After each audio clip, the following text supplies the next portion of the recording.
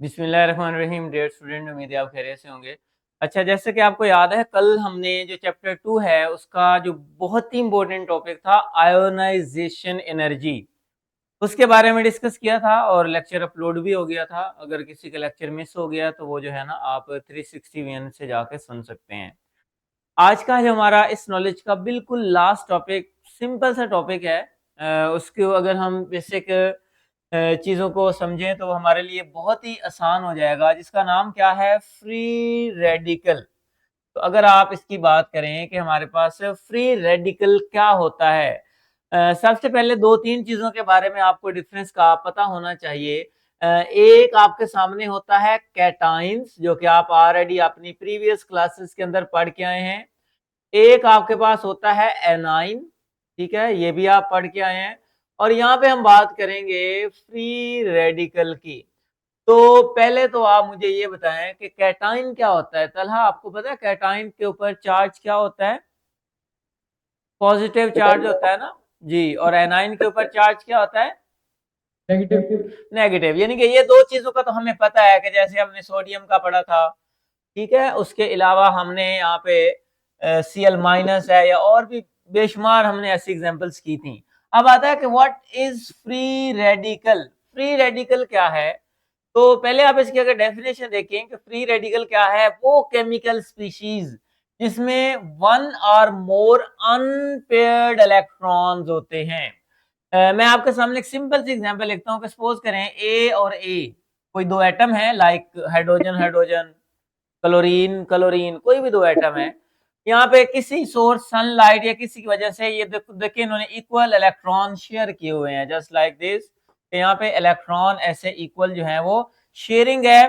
तो जब इनके ऊपर यहाँ पे आप एच म्यू यानी कि सनलाइट की बॉम्बार्डमेंट करवाएंगे तो ये जो पेयर्ड इलेक्ट्रॉन है ना, ये अलग हो जाएंगे, आगे जाके हम देखेंगे। और ये जो पेयर्ड इलेक्ट्रॉन है ये अलग होकर इस तरह से एक अनपेयर्ड इलेक्ट्रॉन की फॉर्म में इस एटम के ऊपर होगा, जस्ट एक इलेक्ट्रॉन होगा, ठीक है। तो ये जो अनपेयर्ड इलेक्ट्रॉन है इसको क्या कहते हैं? इसी को ही हम बोलते हैं फ्री रेडिकल, ठीक है। तो ये बेसिकली आपको मैंने डेफिनेशन बता दी कि बेसिकली ये जो अनपेयर्ड इलेक्ट्रॉन है ये बेसिकली क्या देते हैं, हमें फ्री रेडिकल देते हैं। और इससे हमें हर एक एलिमेंट की प्रॉपर्टीज के बारे में पता चलता है, आया कि वो कितना रिएक्टिव है, कितना स्टेबल है, वगैरह वगैरह। एक इंपॉर्टेंट बात आपने जो याद रखनी है फ्री रेडिकल के बारे में वो ये है कि free radical are highly unstable. और आपको पता है जो चीज जितनी ज्यादा अनस्टेबल होती है उतनी वो ज्यादा रिएक्टिव भी होती है। तो पहले थोड़ा सा जो हमने जस्ट फ्री रेडिकल के बारे में देखा कि फ्री रेडिकल क्या होता है। एक अनपेयर्ड इलेक्ट्रॉन स्पीशीज को फ्री रेडिकल कहते हैं, जो हाईली अनरिएक्टिव हाईली रिएक्टिव और अनस्टेबल होती है। ओके, नेक्स्ट अगर आप इसके बारे में एक और बात देखें, फ्री रेडिकल क्या चाहता है? सी तलाश में होता है to pair the unpaired electron. इसलिए तो ज्यादा रिएक्टिव है कि ये जो फ्री रेडिकल है ये एक और फ्री रेडिकल को जो है वो देख के उसके साथ इस तरह से रिएक्शन कर लेता है। इसलिए free radical is highly reactive. क्यों रिएक्टिव है? ये आपके सामने इसकी कि वो पेयर अप होना चाहता है बाय रिएक्टिंग कैसे विद अदर एटम्स मॉलिक्यूल, या some time triggering the chain reaction. आपने न्यूक्लियर रिएक्शन के बारे में सुना हुआ है ना, फिशन रिएक्शन। फिशन रिएक्शन सुना हुआ है ना। जैसे आपके पास ये जितने भी न्यूक्लियर बॉम्ब है, न्यूक्लियर रिएक्शन है, उनमें ये जो चेन रिएक्शन होते हैं ना, उन चेन रिएक्शन के जो रिस्पॉन्सिबल चीज है जो उसको ट्रिगर करता है वो कौन है? वो फ्री रेडिकल है। कि फ्री रेडिकल से वो रिएक्शन ट्रिगर होता रहता है और ये प्रोसेस चेन की तरह जो है वो चलता रहता है। इसी तरह आपने देखा होगा ओजोन जो है, ओजोन में भी ये जो पोल्यूशन के अंदर आपने में भी पढ़ा भी होगा कि उसके अंदर भी फ्री रेडिकल जो है वो एक फ्री रेडिकल 10,000 मॉलिक्यूल जो ओजोन के हैं उनको डिस्ट्रॉय करता है। तो ये बेसिकली इसलिए चूंकि ये चेन रिएक्शन होता है। तो ये दूसरी बात जो आपने याद रखनी है कि ये बहुत ज्यादा क्विकली स्प्रेड होता है। आपने देखा है ना, ये जो न्यूक्लियर रिएक्शन होते हैं इतने तेजी से फैलते हैं और उसकी रीजन भी यही है कि उनमें फ्री रेडिकल बनते हैं और वो बहुत ज्यादा रिएक्टिव होते हैं। तो ये था जस्ट एक सिंपल सा इंट्रोडक्शन फ्री रेडिकल क्या होता है। अब आते हैं इनके कुछ की फीचर्स हैं जो समटाइम शॉर्ट क्वेश्चन के तौर में पूछे जा सकते हैं। Free radical are chemical species that characterized primary by presence of one or more unpaired electron. जिनको कैसे कैरेक्टराइज किया जाता है कि उनके पास एक या एक से ज्यादा अनपेयर्ड इलेक्ट्रॉन होते हैं, और उस चीज को हम क्या कहते हैं, फ्री रेडिकल। ये उसकी दूसरी यूनिक फीचर क्या है कि ये हाईली रिएक्टिव है और क्वाइट अनस्टेबल है। और मैंने आपको अभी बताया कि जो रिएक्टिविटी है आपके पास वो किसके इनवर्सली प्रोपोर्शनल है, स्टेबिलिटी। अगर जितनी चीज ज्यादा स्टेबल होती है उतनी वो कम रिएक्टिव होती है, और अगर कोई चीज अनस्टेबल है तो वो क्या होगी, ज्यादा रिएक्टिव होगी। हाँ जी तला, दो कैरेक्टरिस्टिक का पता चल गया कि पहली कैरेक्टरिस्टिक क्या है फ्री रेडिकल की, एक या दो से ज्यादा अनपेयर्ड इलेक्ट्रॉन की फॉर्म में होते हैं, ये अनस्टेबल होते हैं और बहुत ज्यादा रिएक्टिव होते हैं। Third one, high reactivity of free radical allow them to easily participate in a chemical reaction. ये भी एक फीचर है। मतलब बेसिकली 3 से 4 इंपॉर्टेंट फीचर आपने याद रखने हैं। पहला फीचर ये आपको नजर आ रहा है कि ये कैरेक्टराइज्ड बाय द प्रेजेंस, ये इसको कैरेक्टराइज किया जाता है by the presence of unpaired electron. दूसरा क्या है कि ये बहुत ज्यादा रिएक्टिव हैं, क्वाइट रिएक्टिव। रीजन क्या है, अनस्टेबल हैं, और इसलिए आप ये कहते हैं कि इनके अंदर जो केमिकल रिएक्शन होते हैं वो बहुत इजीली होते हैं। तो ये आपके सामने कुछ मैकेनिज्म है जिनसे हम ये देखेंगे कि आया कि फ्री रेडिकल कैसे बनता है। तो यहाँ पे हमने जस्ट उसकी डिफाइन के बारे में देखा और कुछ की फीचर्स के बारे में डिस्कस किया, और लास्ट में इसका मैकेनिज्म के बनता कैसे है। फ्री रेडिकल बेसिकली बनता है होमोलिटिक बॉन्ड क्लीवेज से। हाँ जी तलहा, पता है दो तरह की क्लीवेज होती है, एक होता है हेट्रोलिटिक, एक होता है होमोलिटिक। दोनों का पता है कि हेट्रोलिटिक क्लीवेज। बड़ा है मैं आपको थोड़ा सा रिकॉल कर देता हूँ। देखिए फॉर एग्जाम्पल अगर आपके पास डिफरेंट एटम है लाइक HCl, तो यहाँ से जब आप एनर्जी गैस को तोड़ेंगे ना, तो ये आयंस के अंदर आपके पास बन जाएगा माइनस और H पॉजिटिव। इसे कहते हैं हेट्रोलिटिक क्लीवेज, जिसमें कैटाइन और एनाइन बनते हैं। क्लियर।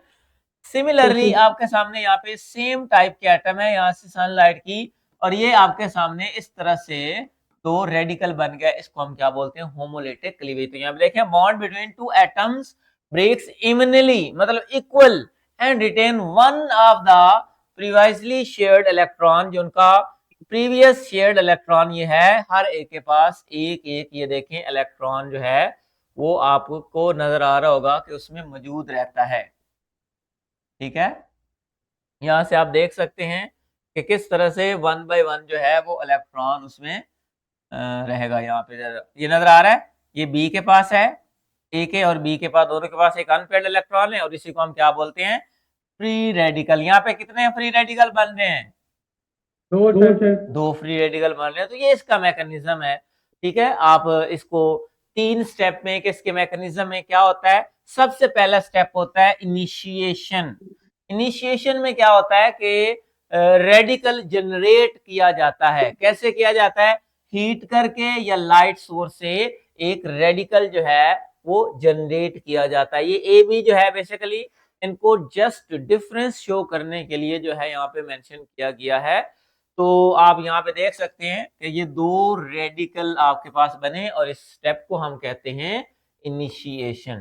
क्या कहते हैं, इनिशिएशन। तो रेडिएशन एक्सपोजर देते हैं और एनर्जी प्रोवाइड करते हैं, जिससे वो क्या हो जाता है, with in a molecule separate हो जाता है। और अगली बात प्रोपोगेशन। प्रोपोगेशन का मतलब कि उसी रेडिकल क्या करता है, वो एक और चेन रिएक्शन स्टार्ट करता है। तो यहाँ से ये इसके साथ जुड़ गया, एक नया रेडिकल बन गया, ये रेडिकल अगेन ये इस चेन के साथ बना। तो ये देखें एक चेन रिएक्शन स्टार्ट हो रहा है, हर स्टेप में एक रेडिकल जनरेट हो रहा है और वो रेडिकल अगले स्टेप में यूज हो रहा है। इसी तरह ये चेन रिएक्शन बनाता है।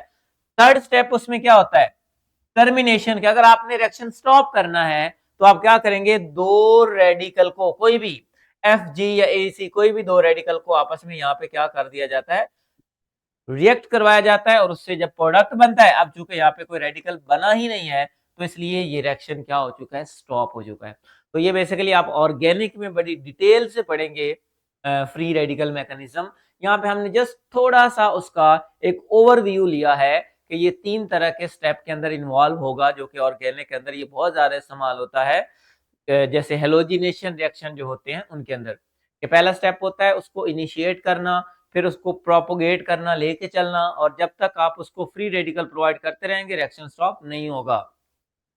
फिर लास्ट स्टेप आप उसको टर्मिनेट करवाते हैं, जहाँ पे आपकी डिजायर्ड प्रोडक्ट आपको मिल जाती है, उसके बाद आप वो रिएक्शन जो है वो स्टॉप करवाने के लिए क्या करवाते हैं, टर्मिनेशन।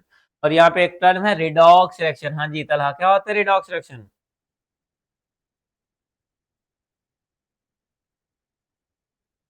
जी सर वो इन ऐसा जिसमें एक एक इलेक्ट्रॉन वो बना दे। जी जी फ्री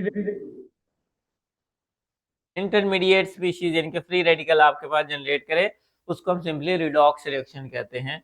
अच्छा, ये आपके पास आता है कि एप्लीकेशन क्या है। पॉलीमराइजेशन में फ्री रेडिकल को इनिशिएटिंग पॉलीमर को इनिशिएट करने के लिए इस्तेमाल किया जाता है। मेटल ऑक्सीडेशन के ऑक्सीडाइजिंग मेटल को करने के लिए बहुत ज्यादा इंपॉर्टेंट है इंडस्ट्रियल प्रोसेस के अंदर। केमिकल सिंथेसिस के अंदर मैंने आपको बताया कि ऑर्गेनिक केमिस्ट्री के अंदर इसको बहुत ज्यादा इस्तेमाल किया जाता है ताकि नए कंपाउंड बन सके। ठीक है, इसी तरह बायोलॉजिकल के अंदर आपकी बायो अगर है तो आपको पता होगा सेल सिग्नलिंग के फ्री रेडिकल ये भी करता है कि सेलुलर जो है सिग्नल प्रोसेस के लिए कि सिग्नल कहां से कैसे असिस्ट करना है। इम्यून रिस्पॉन्स बड़ा डिफेंडिंग बॉडी अगेंस्ट पैथोजेंस, ये जो खतरनाक किस्म के लिविंग माइक्रो ऑर्गेनिजम्स होते हैं उनके अगेंस्ट जो है वो काम करता है। और oxidative stress, excessive free radical can lead to oxidative stress contributing to the ageing and disease. आपने देखा होगा जो लोग ये न्यूक्लियर डिपार्टमेंट में काम करते हैं, एटॉमिक एनर्जी में काम करते हैं ना, वो बहुत जल्द मतलब उनको कैंसर या इस तरह की डिजीज आ जाती हैं। क्यों? क्योंकि आपको पता है न्यूक्लियर के अंदर बहुत ज्यादा फ्री रेडिकल होते हैं और वहां पे उनका एक्सपायर बहुत ज्यादा आमने सामने होता है, तो इस वजह से ये कुछ इनके अंदर ऑक्सीडेटिव स्ट्रेस का काज भी करते हैं।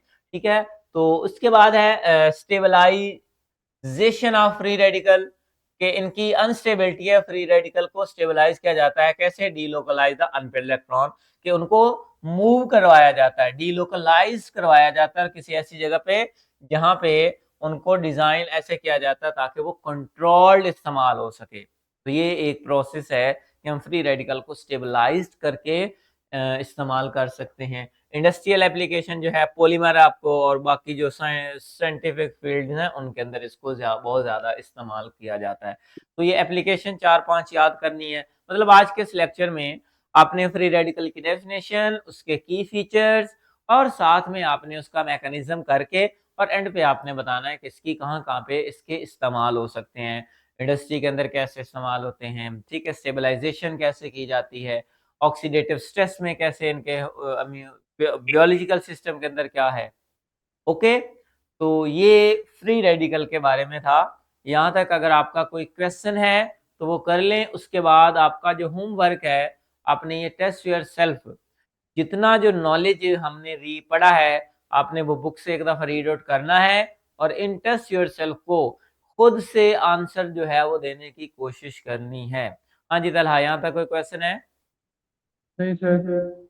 ओके, तो आपने पहले वाले लेक्चर भी जो है वो सुन लेने हैं। ठीक है, और आज का ये लेक्चर एक दफा आपने पढ़ के उसके बाद आपने ये सारे टेस्ट योर सेल्फ, ये नजर आ रहे हैं ना, ये सारे आपने ठीक सॉल्व करने हैं। ओके, ठीक अल्लाह ठीक है। हाफिज।